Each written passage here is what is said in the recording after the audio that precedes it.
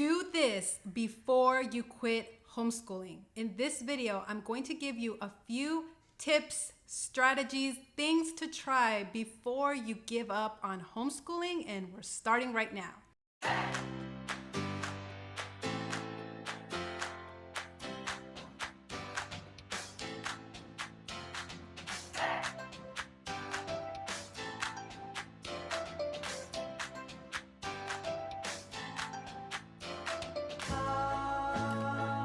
Hi everybody, my name is Karen. Welcome back to our channel called Our House. And if you're new here, please consider subscribing. If you'd like to go from questions to confidence when it comes to homeschooling, the Robinson curriculum, I'm here to answer questions. And I really want to encourage you today, if you're thinking about quitting, maybe you're suffering from homeschool burnout, and you're thinking about just giving up and sending the kids off to public school or private school, then I implore you to try these things first. Now, I'm not telling you what to do. You know your family best, and I know that there are certain special situations that just can't be helped. But even with extreme situations, remember, Dr. Robinson was a widower and he lost his wife and had 6 young children. There are still ways that you can make this work if you want to. And so I'm going to give you those tips and strategies in this video. And also, please keep in mind that my tips are geared for parents who are on that homeschool burnout and on the verge of doing this. So I'm not trying to change the way anybody else who's really enjoying the way they homeschools their children. Whatever works, if you're happy with it, then great, keep doing that. These tips are just meant to be stripping off as much stress and demands as possible in order to make it work and still have great results. So let's get started. Number 1 is to just ditch all the character study stuff, all the books about the Bible, books about manners, again, just all this character training. Just scrap all of that and just read the Bible together. That's it. Just keep things simple. There's a curriculum out there for everything, and it is very tempting for mom to think, well, I don't want them to miss out on something and getting everything, right? Especially in a Christian home, you want to make sure you're covering all of this. But honestly, you just can read the Bible together. Just read it and then talk about it. And that's going to cover your Bible curriculums and your character traits and all of that. In the Robinson course of study, you will read that Dr. Robinson just read the Bible with his kids every single night. That was their habit. And it was so ingrained in them that even when they left the home and they went on to college, they would still phone in on speakerphone and read the Bible together, or certain kids would call each other and have their own over the phone Bible time. I mean, really, that's what you want. You want the kids to adopt the faith as their own and continue in it. And you don't need all of the extra Bible curriculum, character curriculum. You are the best example, and just read the Bible with them every day. That's it. So do that instead of tossing the baby with the bathwater. Number 2 is to just stick to the 3 R's: reading, writing, and arithmetic. That's where it's all at. And as long as they're consistently working on those 3 components every day, they're going to be fine. In fact, they probably will excel instead of spending, 10, 15, 20 minutes on 7 different subjects. If they're just spending their time on those key components, it will be better for you and it will be better for them. So stick to a program that just focuses on the 3 R's. And again, if you're thriving, doing a lot more, this video is not intended for you. It's just for those moms who are on the edge of burning out. Stick to the 3 R's. Number 3 is to help the children be more self-taught. Look for those self-taught programs where you don't have to be involved and being the teacher in every little thing. Once they get to a certain age, they should be able to correct themselves when it comes to math and do a lot of the work independently on their own so that you can focus on the younger children. Now, of course, I'm going to mention the Robinson curriculum because it's point 2 and point 3 together. It is very mom burnout friendly. It's very working parent friendly. The older kids are teaching themselves while you work with the younger children. When I stick to what RC is, I feel great.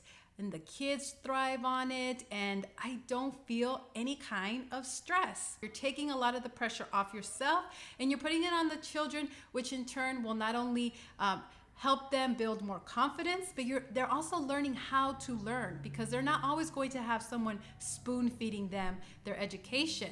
And so this is really going to help them in the long run too.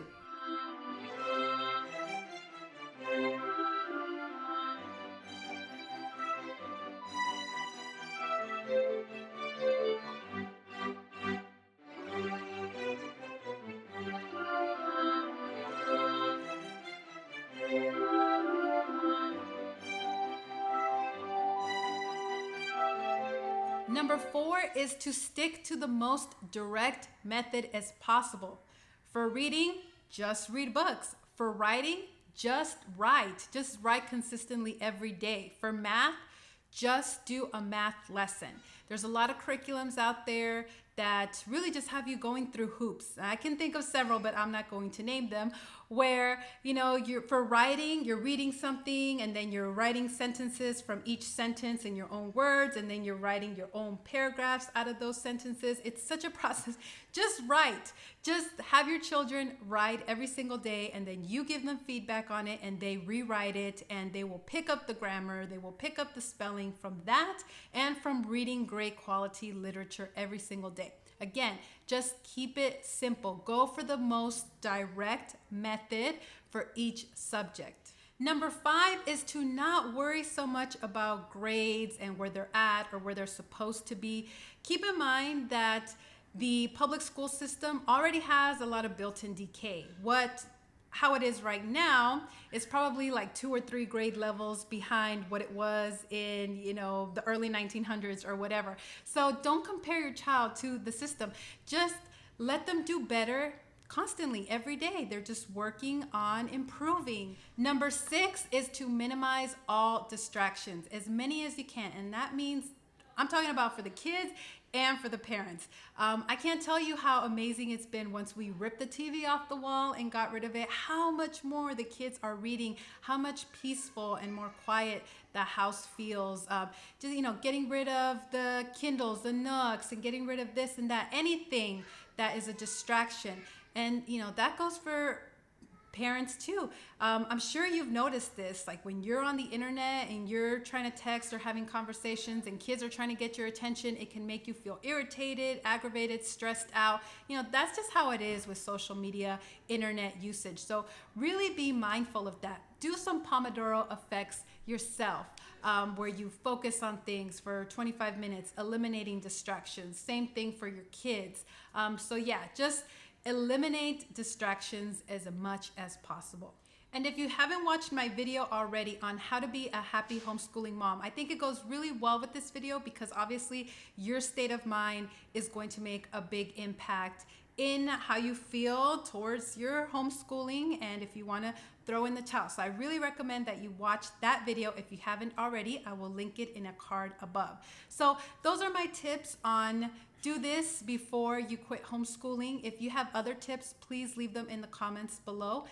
I just really want to stress to keep it simple. Again, the Robinson curriculum is so great for this. Reading, writing, math every single day.